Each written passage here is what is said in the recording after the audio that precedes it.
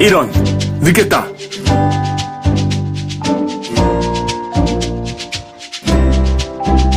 안녕하세요.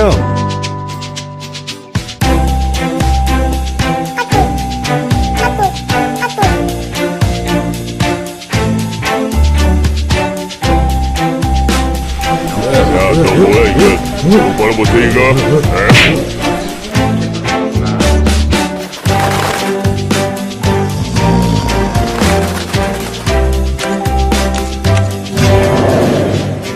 뭐야, 이건 얘네가 아니잖아!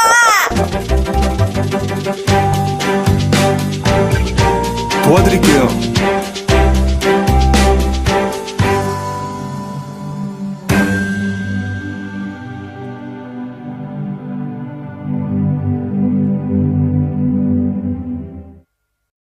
아마 여러분들도 기도 중에 하나님께서 두려워하지 말고 기도에 온전히 힘쓰라 하는 응답을 받으시고 계신 줄 믿습니다. 하나님께서 저에게 최근에 거의 한 달 가까이 계속해서 그런 마음을 주십니다. 그리고 주변에 기도하는 분들 또 목사님들을 만나면 한결같이 하나님께서 기도 중에 두려워하지 말고 기도에 더욱 힘쓰라. 하나님께서 행하실 크고 놀라운 일이 있을 것이라는 마음을 주십니다. 우리 감리교회를 위해서도 그랬고 또 우리 나라를 위해서도 그렇습니다. 여러분, 정말 지금이야말로 기도해야 할 때입니다. 지난번에 부흥을 앞두고 기도의 우물을 파라, 부흥의 우물을 파라 하는 말씀을 주셨습니다.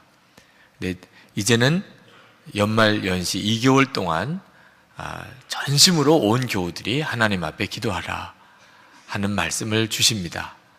이건 주님이 주셨다고 저는 믿습니다. 여러분, 이 2개월 동안의 기도가 하나님께서 하신 많은 일들을 우리로 경험하게 하고 또 보게 하실 것입니다. 실제로 예수님께서 우리에게 엄청난 약속을 하셨습니다. 우리가 예수님과 똑같은 일을 할 것이라. 그리고 예수님보다도 더 큰 일을 할 것이라. 믿어지지 않는 이 약속이 어떻게 우리 가운데 이루어질 것인가? 두 가지를 통해서 이루어집니다. 하나는 기도와 또 하나는 성령의 역사입니다. 기독교 역사상 예수님이 하신 일이 교회를 통해서 그대로 이루어졌고 더 많은 일이 이루어졌습니다. 기도와 성령의 역사를 통하여 그리 되었습니다. 성령이 제자들에게 임하기 전에 제자들은 모여서 오로지 기도에 힘썼다고 그랬고, 그들이 성령을 받고 난 다음에도 그들이 모여서 계속해서 기도에 힘썼다고 성경은 말하고 있습니다. 기도하면 성령님의 역사하심을 경험하고 항상 하나님은 우리를 통해서 당신의 일을 이루시기를 원하셨습니다.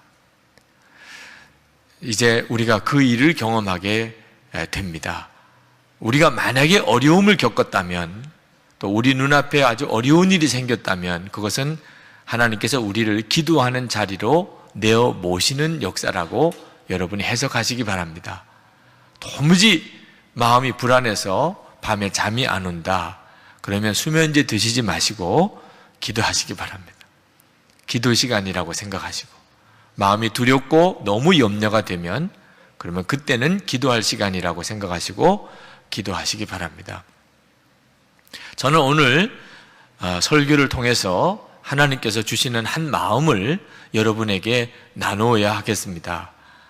우리가 이제 기도를 하게 될 터인데 어떻게 기도를 해야 되는가에 대해서 하나님께서 말씀을 주셨습니다.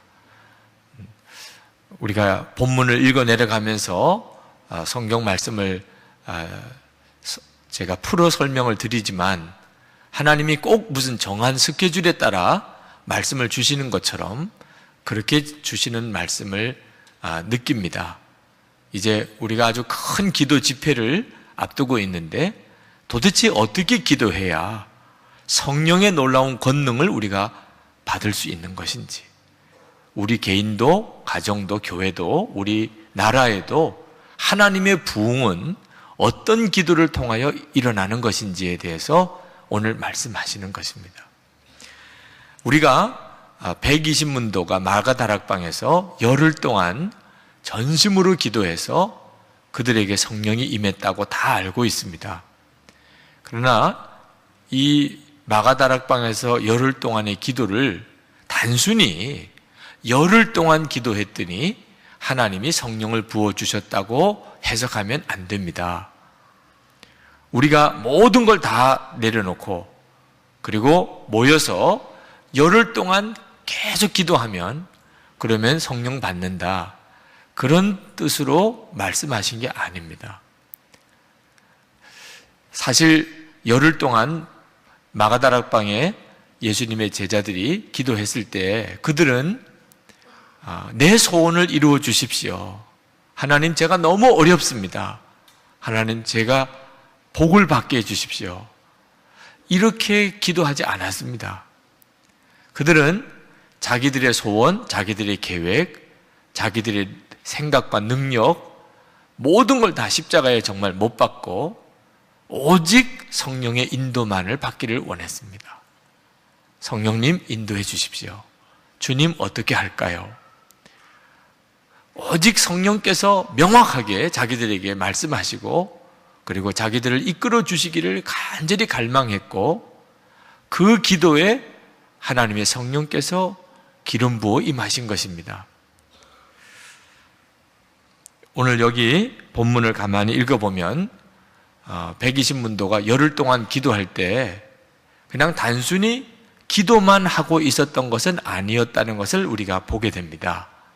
그들은 중요한 일을 하나 했어요. 그것은 가룟 유다로 인해서 예수님의 12제자 중에 한 자리가 빠지게 됐지 않습니까? 그 빠진 한 제자를 세우는 일을 했습니다. 그러니까 그들이 열흘 동안 마가다락방에서 기도할 때 아침부터 저녁까지 계속 기도만 한 게 아니었다는 거죠. 그런데 이 일이 대단히 중요합니다. 왜 11제자면 안 되나? 왜 꼭 한 제자를 더 세워야 되나? 예수님이 12제자를 세우셨는데 그것은 어떻게 제자들을 뽑다 보니까 12명이 된 것이 아니었다는 거예요. 12명이 중요한 숫자입니다. 이 12이라고 하는 숫자는 완전한 수를 의미하는데 모든 구원받은 성도들, 모든 예수님의 신부된 교회를 말하는 것입니다. 요한계시록 4장 4절에 보면 요한이 천상에 있는 교회를 봅니다. 근데 그 천상에 하나님 주위에 보좌가 있는데 24장로가 그 보좌에 앉았다고 그렇게 말하고 있습니다.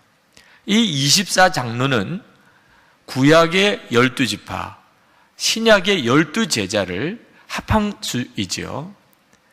다시 말하면 하나님의 구원의 약속을 받았던 구약의 모든 성도들과 하나님의 약속이 이루어진 다음에 세워진 신약의 모든 교회를 합한 완전한 수를 말하는 겁니다. 그러니 예수님의 12제자는 12로서 완성이 되어 있어야 하는 거죠. 기도하던 베드로와 제자들이 우리에게 무언가 빠져 있다는 생각을 하게 된 겁니다. 가룟 유다는 제 길로 가버렸고 예수님의 12제자 중에 한 사람이 부족하니 우리가 그 사람을 채워야 되겠다. 여러분, 우리가 기도할 때 이런 마음이 대단히 중요합니다. 왜 하나님께서 우리의 기도를 들으시는 즉시 아시지 않겠습니까? 그런데도 왜 우리에게 어떤 때는 열흘의 기도가 필요하고 어떤 때는 한 달의 기도가 필요하고 어떤 때는 2개월의 기도가 필요하고 어떤 때는 100일의 기도가 필요하고 어떤 때는 몇 년씩의 기도가 필요한 것입니까? 우리에게 준비되어져야 할 것이 있기 때문입니다. 하나님께서 우리에게 기도의 기간을 주시는 것은 우리에게 뭔가 부족한 것이 메꾸어져서 우리가 준비된 자가 되도록 하기 위한 기도 기간입니다. 그러므로 여러분이 이제 기도를 들어가시게 되면 틀림없이 성령님께서 여러분들을 만지시기 시작합니다. 여러분들에게 있어서 부족했던 것들이 무엇인지를 깨닫게 하십니다. 회개해야 될 것이 무엇인지를 주님이 회개케 하실 것입니다. 만약에 여러분들이 영적으로 무언가 부족하다면 반드시 그것을 메꾸게 하실 것입니다. 그 기도 기간에 그렇게 하실 것입니다. 그리고 오직 주님만이 나를 이끌어 주시기를, 그리고 지금도 나와 함께 계시는 주님, 제가 이제부터는 예수님으로 살기를 원합니다 하는 그런 간절한 갈망을 하나님께서 여러분들에게 일으키실 겁니다.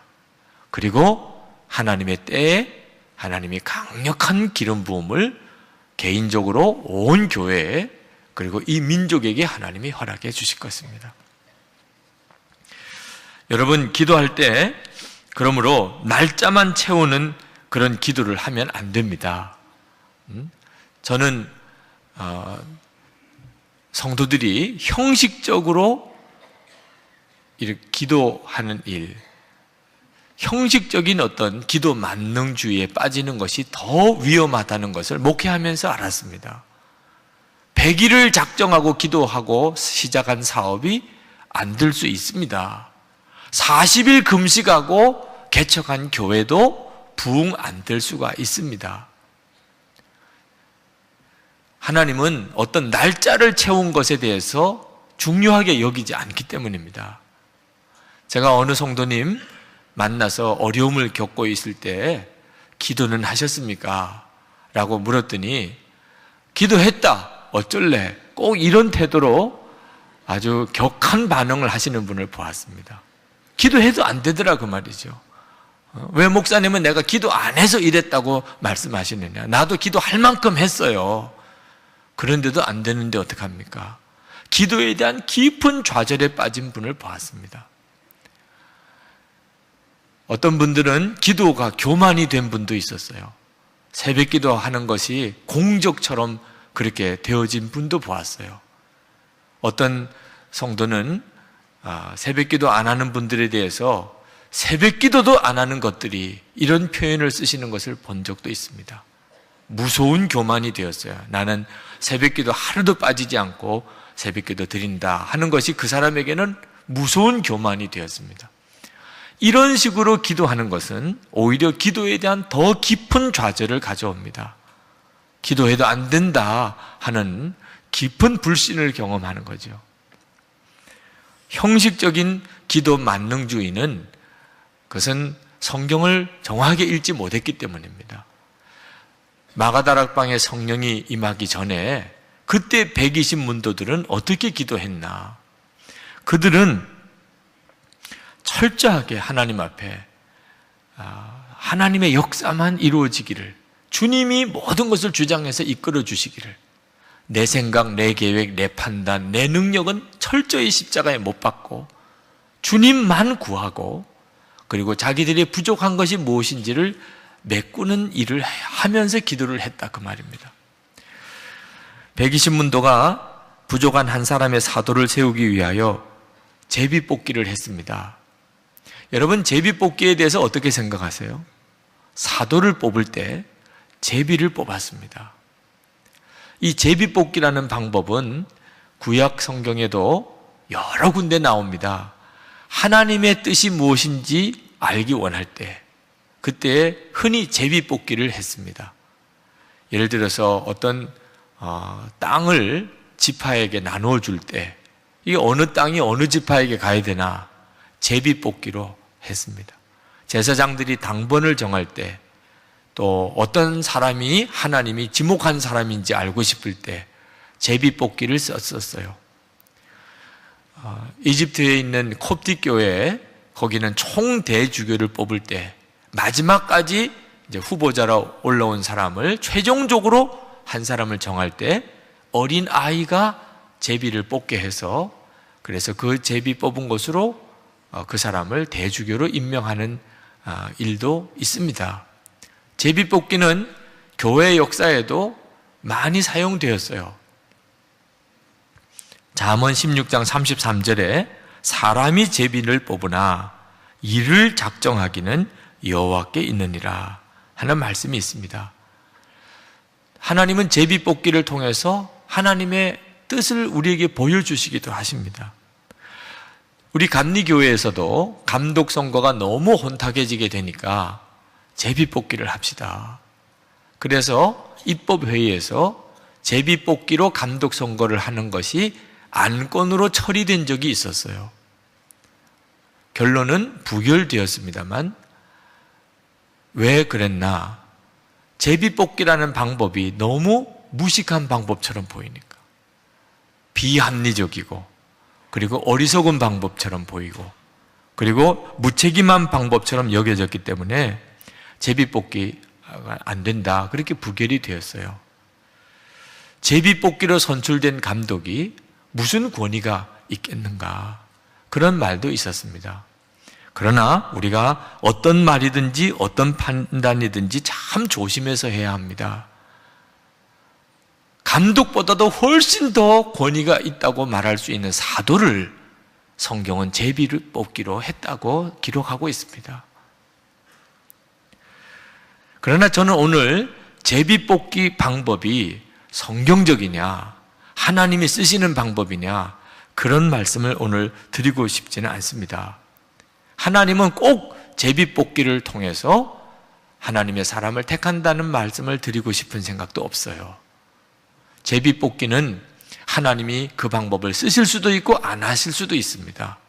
만약에 우리가 어떤 절차가 복잡하기 때문에, 또는 귀찮아서, 또 어떤 경우에는 호기심 때문에, 어떤 경우에는 재미삼아 제비 뽑기를 한다면 하나님의 뜻과 전혀 다른 결과를 가져오게 될 것입니다. 우리가 제비 뽑기라는 방법을 120문도가 사용했던 것에서 정말 보아야 하는 것은, 그 120문도가 자기들이 결정하지 않겠다고 한 거예요. 우리들의 판단과 생각으로 결정하면 안 된다고 그들은 생각했다는 거예요. 오직 하나님이 결정해 주십시오. 그런 간절한 사모하는 마음 때문에, 그리고 하나님은 반드시 우리를 통해서 역사하신다고 믿는 확신 때문에 그들은 제비뽑기라는 방법을 택했던 거라는 거죠. 제비뽑기 방법이 중요한 것이 아니고 그 동기가 무엇이냐 하는 겁니다. 120문도는 하나님이 정말 살아계셔서 자기들과 함께 계시고, 그리고 자기들이 하는 일들을 통하여 역사하신다는 분명한 확신을 가지고 있었어요. 그래서 그들은 자기들이 결정한 것이 아니고 하나님이 결정해 달라는 뜻으로 제비뽑기라는 방법을 썼던 겁니다. 이것이 기도예요, 여러분. 우리가 이제 하나님 앞에 특별 기도 기간을 정하고 자신의 문제, 교회 문제, 나라 문제를 가지고 이제 기도를 하게 될 텐데, 기도는 날짜 수를 채우는 게 아닙니다. 며칠 기도했냐가 중요한 게 아니에요. 기도가 결국은 나 자신에 대한 생각과 계획과 판단과 소원을 전부 십자가에 못 박고 하나님 인도해 주세요. 하나님 결정해 주세요. 하나님이 하라 하시면 저는 무조건 순종입니다. 이런 마음이 되었나 하는 거예요. 그렇다면 그 다음엔 반드시 성령님이 역사하십니다. 우리의 마음의 중심이 준비되면 하나님은 반드시 역사하세요. 여러분 생각할 때 사도처럼 중요한 사람을 어떻게 제비뽑기 방법으로 사람을 뽑을 수 있나, 그런 생각이 들 수도 있을 겁니다. 감독도 제비뽑기는 그럴 수는 없어. 그런데 사도가 될 사람을 어떻게 제비뽑기에서 선정할 수 있을까? 만약에 떨어진 사람이 받아들이지 않으면 어떻게 해요? 실력이 모자라서 떨어졌고 표가 적어서 떨어졌다면 그럼 어쩔 수 없겠지만, 제비뽑기로 떨어졌다, 억울할까 안 할까요? 이게 사도가 뽑히는 일입니다. 예수님의 사도가. 그러나 당시 120문도가 가졌던 사도에 대한 생각이 지금 우리 생각과 많이 달랐습니다. 그때 120문도는 사도를 뽑을 때 사도가 도대체 누구냐, 그들은 어떻게 생각했냐면 25절에 보니까 봉사와 사도의 직무를 대신 맡기기 위하여 제자를 뽑았다고 그랬어요. 그러니까 사도를 뽑을 때 섬길 사람을 뽑은 게 아니고 섬기는 사람을 뽑은 거예요. 여러분, 대통령을 선출할 때 제비 뽑기로 한다면 떨어진 사람이 수긍을 할 수 있겠습니까? 아마 대단히 어려울 겁니다. 제비 뽑기로 내가 떨어졌다. 그러면 어지간해서는 선거를 통해서 떨어진 사람도 수긍이 잘 안 되는데 제비 뽑기로 떨어졌다 그러면 이건 난리도 날 거예요. 근데 만약에 여러분 영원한 청소반장을 제비 뽑기로 했다고 합시다. 그러면 떨어졌어요. 감사헌금 할 겁니다. 그죠? 네. 감상. 그러니까 도대체 어떤 사람을 제비 뽑기로 하느냐 하는 문제에 대한 인식이 다른 거죠. 예수님의 제자 중에 한 사람이 된다. 그럼 어떤 의미가 있었죠? 그때 당시는 죽는 우선순위를 얻은 거예요. 십자가를 질 우선순위를 얻은 겁니다. 예수님처럼. 그때 당시에 유대교 당국자들이 예수님의 잔당을 찾아서 똑같이 감옥에 넣고 죽이려고 혈안이 되어 있었던 때입니다. 그때 예수님의 제자다. 그 말은 먼저 죽는 순서예요. 그러니 예수님의 제자로 안 뽑혔다. 감사할 일이죠, 오히려. 사람의 생각으로 하면.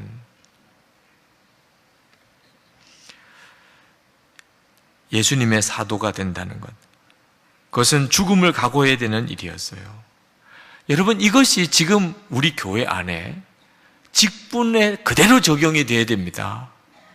이제 12월 둘째 주면 당회를 하고 교회가 집사와 권사와 장로를 세우고 그리고 교회 각 부서에 이제 책임자들을 임명을 하게 됩니다.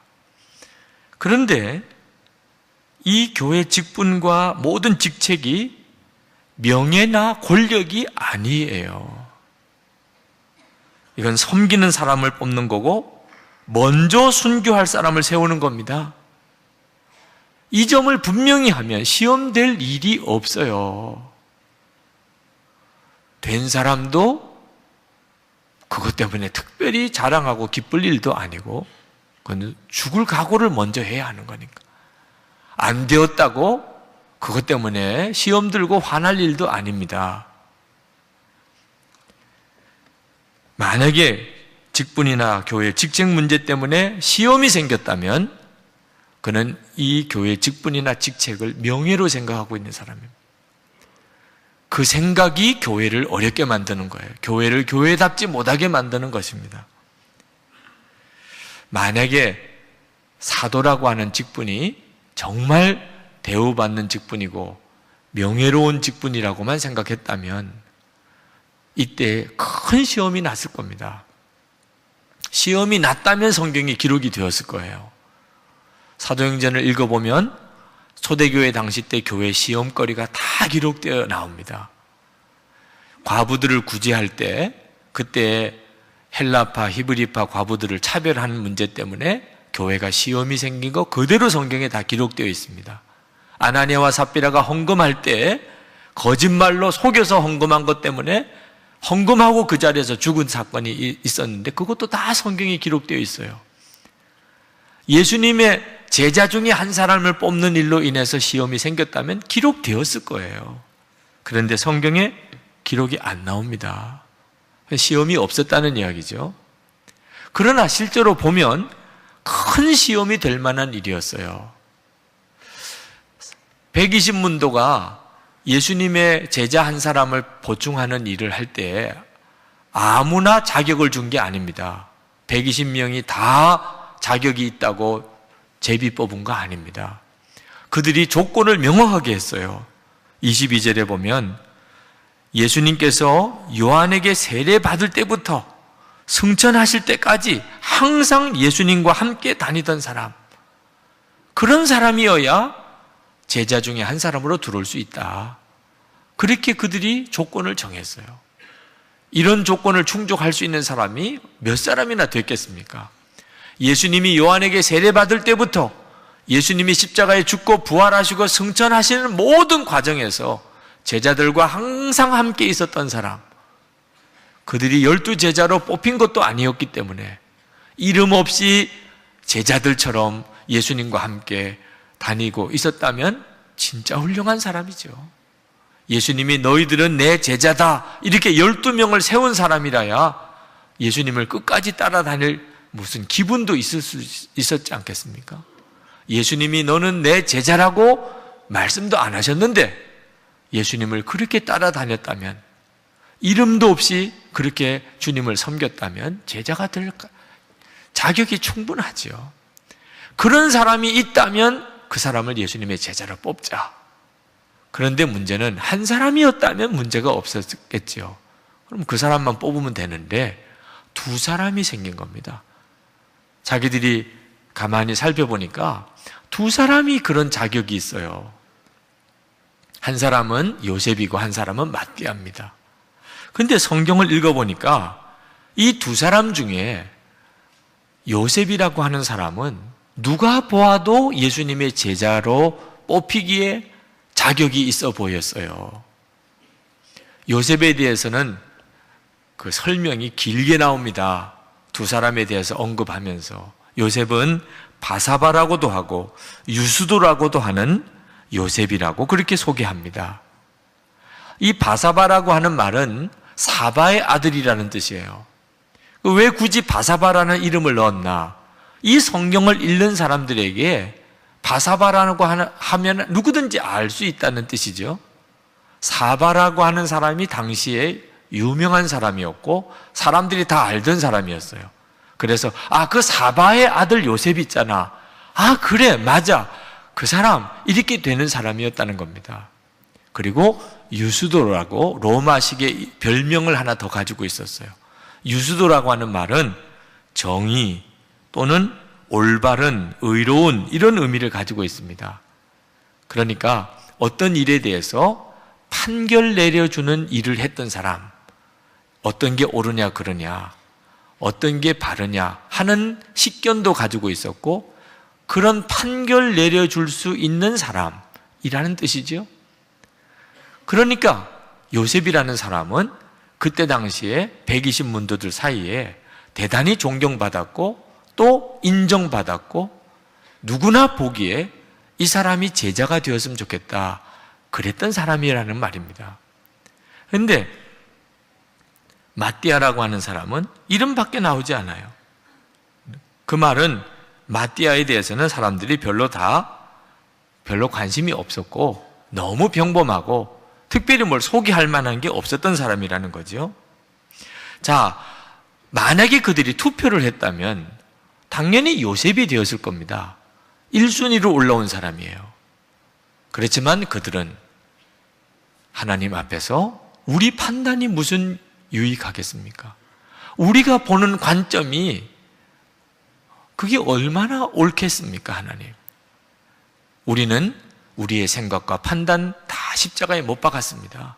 우리는 예수님과 함께 이미 우리 옛사람은 다 죽었습니다. 주님이 결정해 주십시오, 주님이.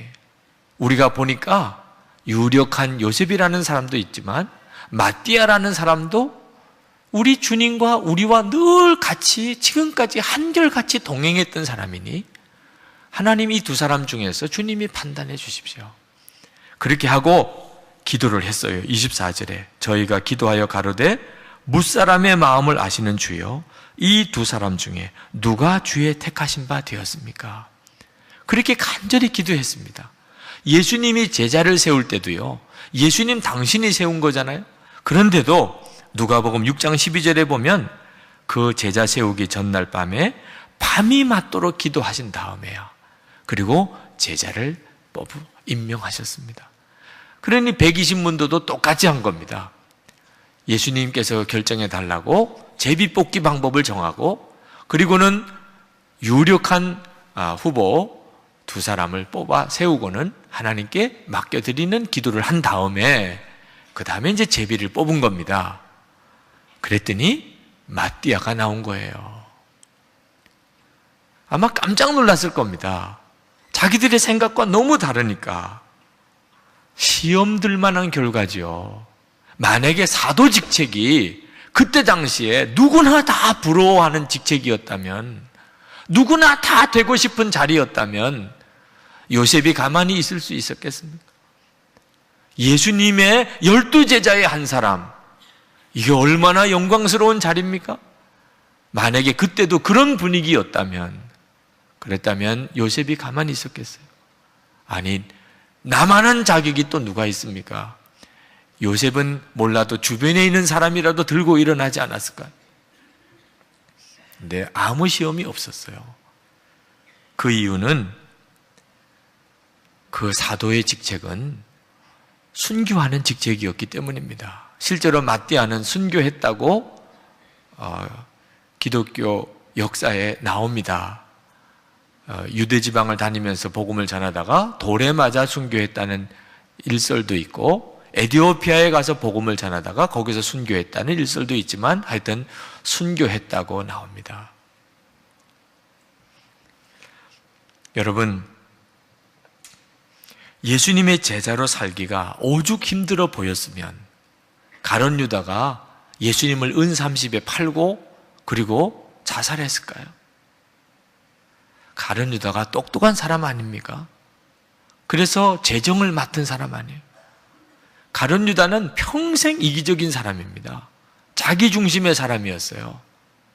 근데 그 가룟 유다가 가만히 보니까 예수 제자 노릇 하다가는 쫄딱 망하겠어요.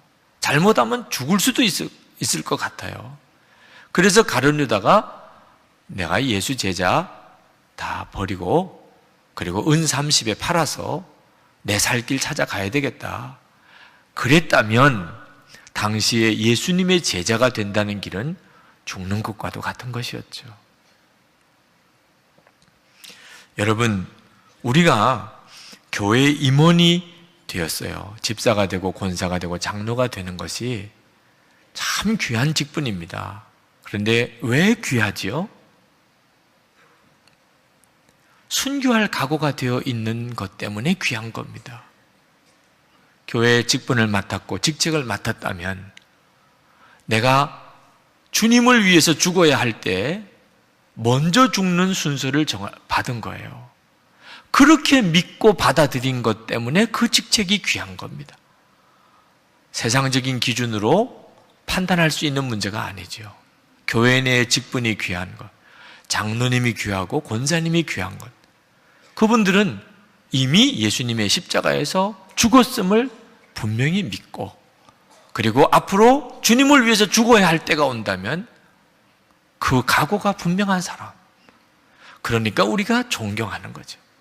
그 직분이 귀한 겁니다.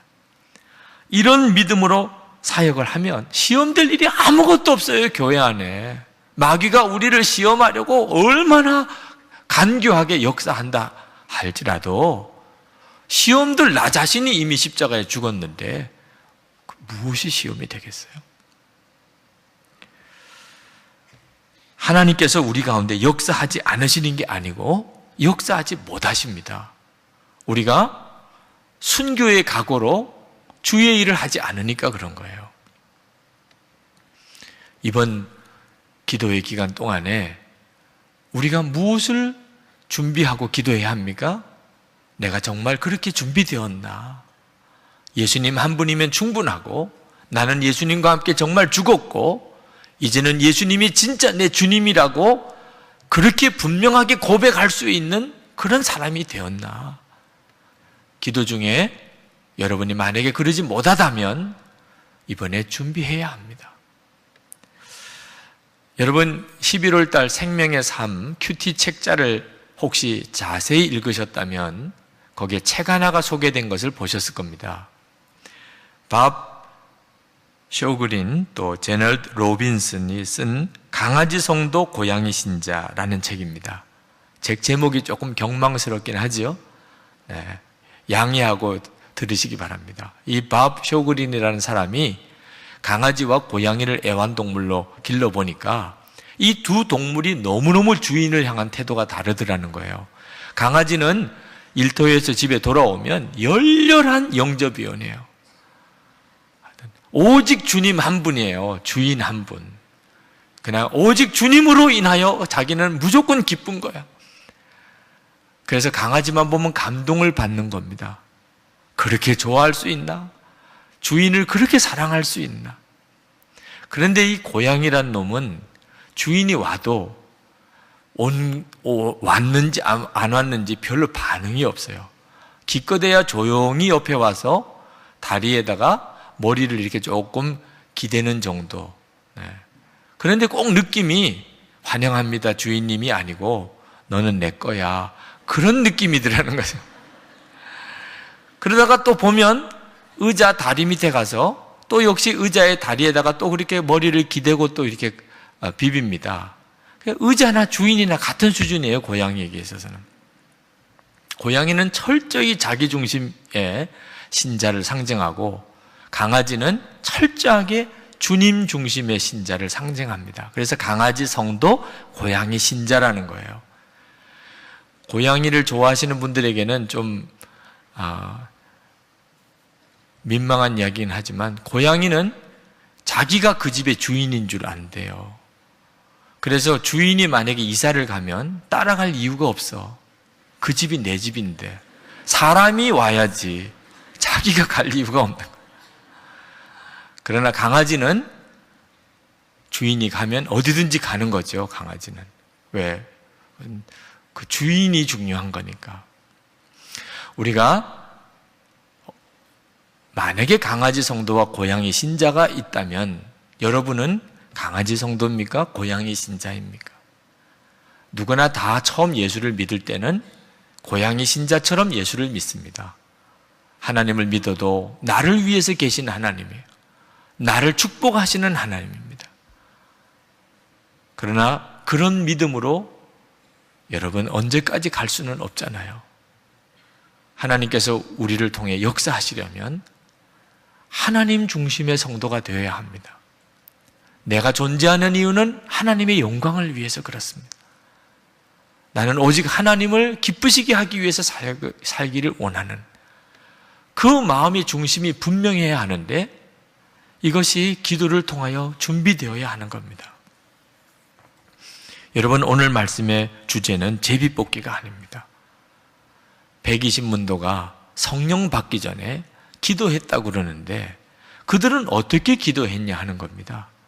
그들은 그저 날짜만 열흘을 채운 게 아니었고 그들은 정말 마음의 중심으로 자기들이 부족한 것이 무엇인지 돌아보고 그것을 메꾸고 기도했어요. 그리고 그 과정에서도 그들은 철저히 주님만 결정해 주시기를, 자기들의 생각, 계획, 꿈, 자기들의 능력, 자기들의 경험 전부 십자가에 못 박고 오직 주님이십니다. 주님이 결정해 주십시오. 그런 마음으로 갈망하였습니다. 그러므로 기도한다는 것은 자기 주장을 버리는 거예요. 자기의 계획을 십자가에 못 박는 것이 기도입니다. 우리가 이제 기도할 때 그렇게 기도하자는 거예요.